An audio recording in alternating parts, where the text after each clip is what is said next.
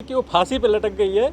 हम लोग उसको लेके हॉस्पिटल जा रहे हैं। भाई मेरा मौसी सब लोग ने मिल के मेरी बहन को गला घोट के मारा सर, पानी में डुबा डुबा के पूरा बॉडी उसका गीला था। कहाँ जाएंगे? हमारे माँ बाप बचपन में हमारे माँ बाप मर गए, हम लोग कैसे कैसे कर्जा लेके कैसे करके कमा के शादी किए अपने बहनों का। दो मासूम बच्चों के मां अर्चना यादव की मौत का रहस्य गरमाया। फांसी पर लटका मिला शव, परिजनों ने लगाया हत्या का आरोप। आपको बता दें कि भाईंदर पश्चिम के शास्त्री नगर में अपने पति के साथ रहने वाली दो मासूम बच्चों की मां की मौत का रहस्य गरमाता हुआ दिखाई दे रहा है। महिला का शव उसके ही घर में फांसी के फंदे से लटका हुआ मिला। भाईंदर पश्चिम से इस प्राथमिक जांच के आधार पर आत्महत्या करार दिया जा रहा है, मगर महिला के भाई ने गला घोंटकर हत्या करने का आरोप लगाया है। अर्चना यादव के भाई रविकांत यादव ने बताया कि वह मूल रूप से आजमगढ़ का रहने वाला है। उसकी बहन रचना यादव की शादी 8 दिसंबर 2017 को कंचन यादव के साथ हुई थी। भाई ने बताया कि कुछ सालों से कंचन यादव मेरी बहन अर्चना को लेकर भाईंदर पश्चिम स्थित शास्त्री नगर में रह रहा था। किसी न किसी वाद विवाद को लेकर वह हमेशा मेरी बहन के साथ मारपीट व झगड़ा करता रहता था। इसके अलावा पैसों की भी मांग किया करता था। महिला के भाई ने बताया कि अचानक 2 जनवरी को मेरी बहन अर्चना यादव की फांसी लगाकर आत्महत्या करने की खबर आई। जब तक हम लोग भाईंदर पहुंचे तब तक उसके शव को पोस्टमार्टम के लिए भेज दिया गया था। मुझे आशंका है कि पहले मेरी बहन अर्चना यादव की गला दबाकर हत्या की गई और उसके बाद उसे आत्महत्या का रूप दिया जा रहा है। कल ये मेरी बहन को मेरी वाइफ फ़ोन लगा रही थी। सुबह सुबह मेरे बहन को फ़ोन लगाई और मेरी बहन का फ़ोन कोई औरत उठा रही है। मेरी बहन का फ़ोन औरत उठाने के बाद बोलती है कि वो फांसी पे लटक गई है, हम लोग उसको लेके हॉस्पिटल जा रहे हैं। सर हम लोग कल, मुझे खबर चला, मैं काम पे था, काम पे से भाग के इधर आया, 10:30 बजे पहुंचा इधर आने के बाद उन लोग ने पहले हॉस्पिटल में लेके गया, उधर मृत्यु घोषित करके फिर इधर ला के डाल दिया। फिर इधर आने के बाद हम लोग जैसे ही पहुँचते हैं, ये लोग पेपर बना के तुरंत पोस्टमार्टम करने के लिए पेपर आ जाता है। और मेरा भाई गांव से आने वाला था, मेरे से बड़े भाई वो गांव में रहते हैं, वो गांव से आने वाले थे, तो उनका 3 फ्लाइट रद्द हो गया सर। ऐसा कि मौसम गांव में कोहरा बहुत पड़ता है सर, वो मौसम के कारण फ़्लाइट रद्द हो गया। फिर भाई ने बोला कि देख क्या होता है, तू करके ले ले, मुझे आने में टाइम लगेगा। फिर मैं भी सोचा कि करता हूँ। पुलिस चौकी में गया कंप्लेन देने के लिए, कंप्लेन फिर एक पर्ची लिख के दिया उनको। फिर इधर आने के बाद अभी बॉडी हमको दे देंगे सर। ये देखिए सर, मेरी बहन थी, बहन के 1.5 साल का लड़का है, ये 3.5 साल का लड़का है सर। मेरे बहन को दहेज के लिए बार बार मुझे फ़ोन करती थी बहन की, ऐसा होता है वैसा होता है, रोज़ फ़ोन करता है, मारता है, रोज़ गाली देता है, कभी मुझे जान से मार देगा। फिर मैं एक दिन आया इधर भाईंदर में आया तो फिर पूछा, मैं मेरे मौसी के पास गया। मेरी मौसी के पास जाने के बाद उधर कुछ टाइम तक बैठा। मेरी मौसी बुलाई, बोलती बैठ जाओ, इधर बैठो, पानी पियो, ये है वो है, तेरी बहन ये है वो है करने लगी। तो मैं, मेरी मौसी की लड़की बीच में आई तो मैं उनसे झगड़ा होने लगा तो बोलती है कि ये कर दूंगी वो कर दूंगी, हमसे खूब भिड़ गई, मतलब खूब झगड़ा करने लगी। फिर हम लोग उधर से गए, समझा के इसके आदमी को, बहन के आदमी को, कंचन यादव को समझा के गए इधर से कि देख भाई परिवार है, बच्चे का मुंह देख, नहीं समझाओ। फिर इधर से मैं अपने बहन को लेके गया, थाने में रहता हूँ मैं, थाने में लेके गया बहन को। 20-25 दिन मेरी बहन घर पे थी मेरे।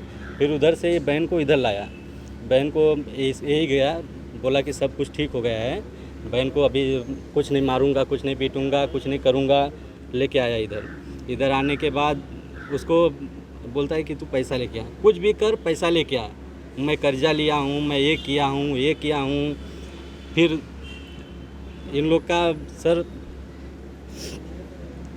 इधर मेरी मौसी की 3 लड़की, मेरी बहन को जब मैं फ़ोन करती थी, इन लोग का झगड़ा ही चालू था, डेली झगड़ा चालू था इनका सर, कि भैया मेरे आदमी को ये लोग ऐसा सड़ाती है, वो रोज़ मुझे मारता है।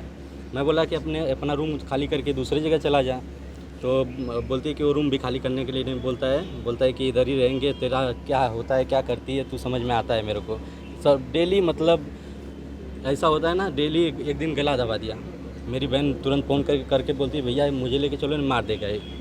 मैं सोचा कि पति पत्नी का झगड़ा है, थोड़ा बहुत होता है, ये समझ के मैं उसको वापस से वो लेके आया तो मैं जाने दिया। फिर कल सुबह आने के बाद इधर एक मिनट सर,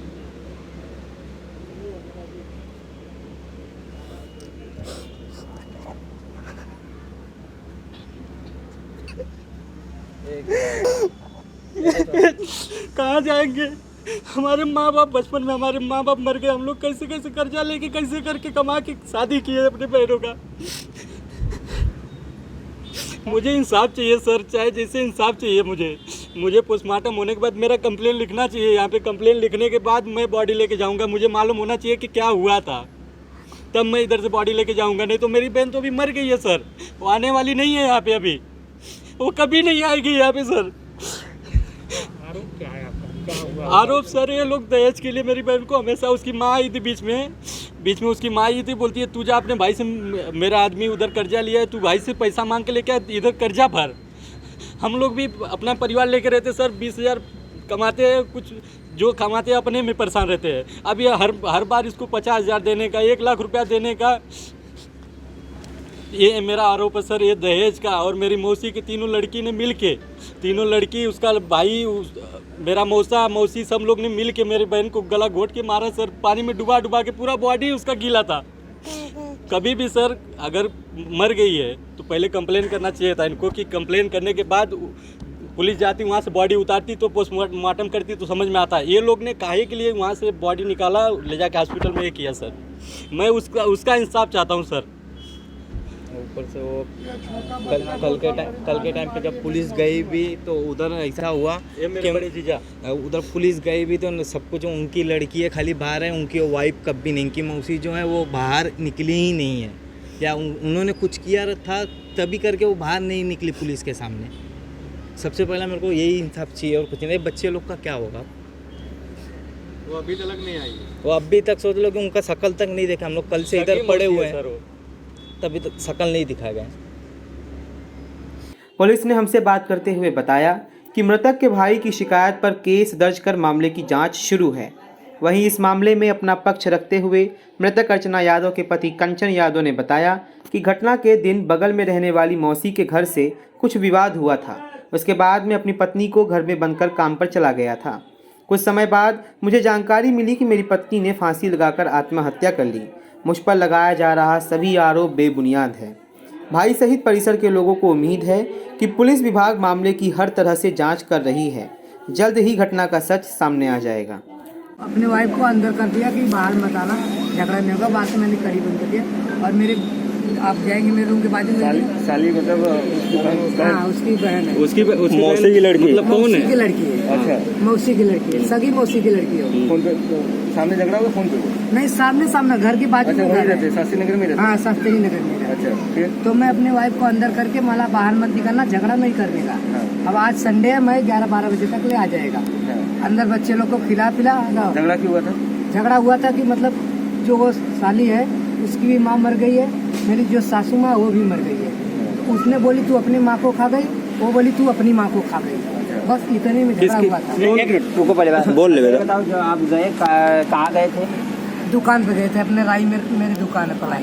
ठीक वहाँ चले गए, गाड़ी चला गई। हाँ, गाड़ी चला। पहले क्या काम है ना, एक मिनट पहले सब जने मत बोला, एक आप काम पे चले गए, ठीक है? तो ताला मार के गए थे? नहीं, बाहर से सिटकिन मार के। बाहर से सारा सिटकिन बच्चे वहीं खेला था। बाहर से सिटकिनी मारे थे? हाँ, कन्फर्म है? हाँ कन्फर्म। एक बार बोले थे ताला मारा था। कल कल ही बोले थे ताला मारा। सिटकिन। अरे भाई, ताला मारा। एक ही जन बोलो, रुक जाओ। दीदी, आपके बाल बच्चे सब लोग घर में हैं, आप बाहर से ताला मारा, सिटकिनी मारा? ताला नहीं, सिटकिन। 1-1.5 घंटा नहीं निकला कि झगड़ा नहीं होएगा। फिर कैसे आपको मालूम पड़ा क्या कि मतलब फांसी लगा ली है?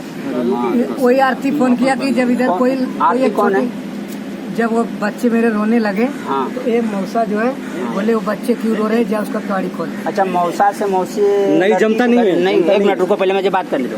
जब झगड़ा दोनों घर से चल रहा है तो मौसा क्या करने जाएंगे? मौसा वही उनका बाजू में ही दुकान है, तो बच्चे लोग मुझे वो मेरे रो मत रहे बताओ थे। आप, जैसे मेरा आपका झगड़ा चल रहा है तो मैं आपका दरवाजा खोलने ताकने नहीं जाऊंगा। वो नहीं खोले, तो मौसा कैसे गए देखने? वो खोले नहीं गए, बच्चे लोग रो रहे थे, वही अब बच्चे ये बोल रहे थे मौसा गए। मौसा बोले कि जाओ दरवाजा खोल दो। आप सुनते रहो ना सारी का।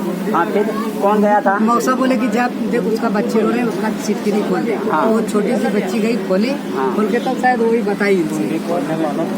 तो आपको कैसे मालूम पड़ा? कुंडी तो मेरा टूटा पहले से है।